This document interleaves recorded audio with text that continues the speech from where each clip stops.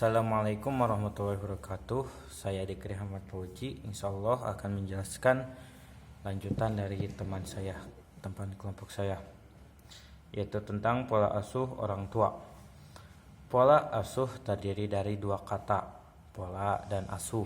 Pola yang artinya menurut kamus umum bahasa Indonesia, kata pola berarti model, sistem, cara kerja. Sedangkan kata asuh mengandung arti menjaga, merawat, mendidik anak agar dapat berdiri sendiri. Orang tua si anak. Orang tua adalah orang sepasang suami istri, suami laki-laki, istri perempuan yang melahirkan anak. Nah, si anak itu bilang kepada suami istri itu orang tua. Pola asuh orang tua itu cara orang tua mendidik anaknya supaya dalam didikan yang baik. Mendidik atau mengasuh anak baik secara langsung ataupun tidak langsung. Secara langsung tuh dalam buku halaman 85 paragraf terakhir di tengah-tengah. Cara mendidik secara langsung artinya bentuk asuhan orang tua yang berkaitan dengan pembentukan kepribadian, kecerdasan, dan keterampilan yang dilakukan secara sengaja, baik berupa perintah, larangan, hukuman. Tuh, seperti perintah, larangan, hukuman itu merupakan didikan dari orang tua itu secara sengaja. Adapun tidak sengaja, sedangkan mendidik secara tidak sengaja, tidak langsung maksudnya adalah merupakan contoh kehidupan sehari-hari. Nah, kalau tadi dengan sengaja mah orang tua itu mendirikan peraturan, yang peraturan itu dendanya adalah hukuman, itu secara disengaja. Kalau tidak disengaja itu lebih ke perilaku orang tuanya itu sehari-hari. Nah, menurut Hardlock apa sih dalam buku halaman 87 Hardlock, kajian macam-macam pola asuh orang tua. Ada 3 pola asuh orang tua. Yang pertama pola asuh otoriter, kedua pola asuh demokratis, yang ketiga pola asuh permisif. Kalau nggak salah lihat buku, permisif. Pola asuh otoriter. Pola asuh otoriter cenderung menetapkan standar yang mutlak harus dituruti, biasanya dibarengi dengan ancaman-ancaman. Nah, kalau pola asuh otoriter ini lebih si orang tuanya itu menuntut anaknya itu supaya sesuai dengan apa yang diinginkan orang tuanya tanpa memerhatikan apa yang diinginkan oleh orang tuanya, oleh anaknya.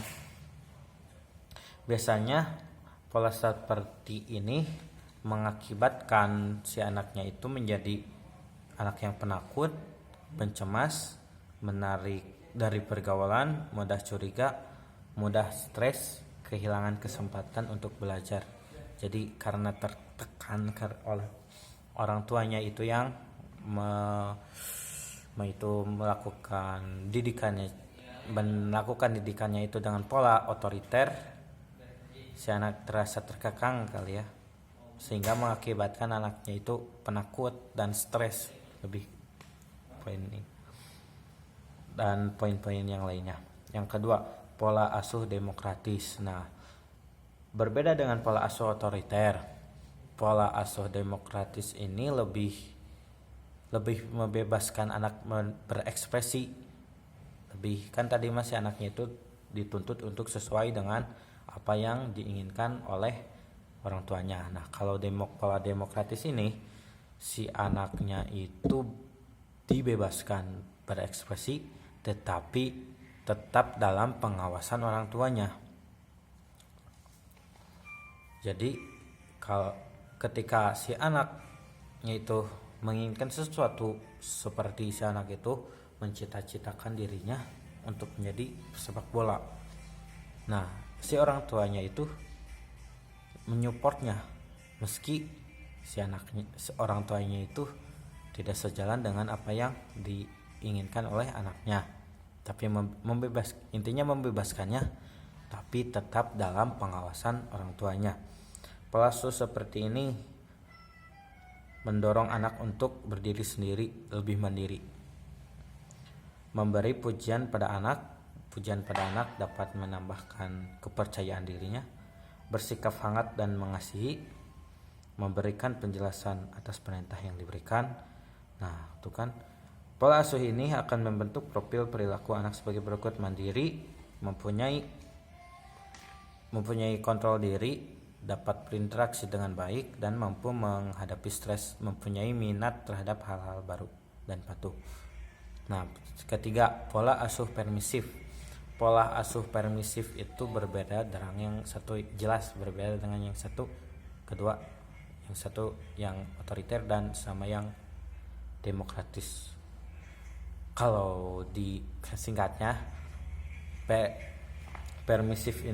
pola asuh permisif ini membebaskan anak tapi terlalu bebas. Jadi pengawasan dari orang tuanya itu kurang. Biasanya orang tua seperti ini ya permisif ini orang tua yang sibuk. Jadi biasanya mendidik anaknya itu dengan uang. Nah, kasih uang segini, karena orang tuanya sibuk, gak ada waktu. Membebaskan anaknya berkeliaran atau berekspresi tanpa pengawasan, maka ketika anak itu dalam jalan yang salah tanpa diawasi, mungkin mereka tetap akan di jalan tersebut, sehingga mengakibatkan anak itu agresif, tidak patuh pada orang tua karena tidak dalam pengawasannya, itu membuat simak orang tuanya itu kurang sok kuasa, kurang mampu mengontrol diri, terlalu bebas berekspresi sehingga lupa untuk mengontrol diri, kurang memikirkan masa depannya, tidak suka bereksplorasi. Faktor-faktor yang mempengaruhi pola asuh. 1. Jenis kelamin. Orang tua cenderung lebih keras terhadap anak perempuan dibandingkan dengan anak laki-laki, karena anak perempuan lebih diistimewakan lah. Bukan diistimewakan, emang hakikatnya peran perempuan itu harus lebih pantas untuk dijaga. Kebudayaan. Latar belakang budaya menciptakan perbedaan dalam pola pengasuh anak. Hal ini terkait dengan perbedaan peran antara wanita dan laki-laki di dalam suatu kebudayaan mereka.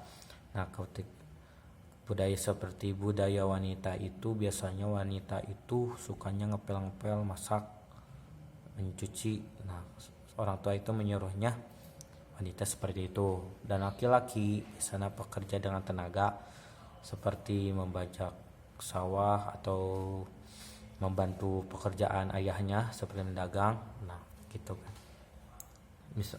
C. Status sosial. Orang tua yang berlatar pendidikan rendah, tingkat ekonomi kelas menengah dari rendah, cenderung lebih keras, memaksa dan kurang toleransi dibanding mereka yang dari kelas atas, tetapi mereka lebih konsisten.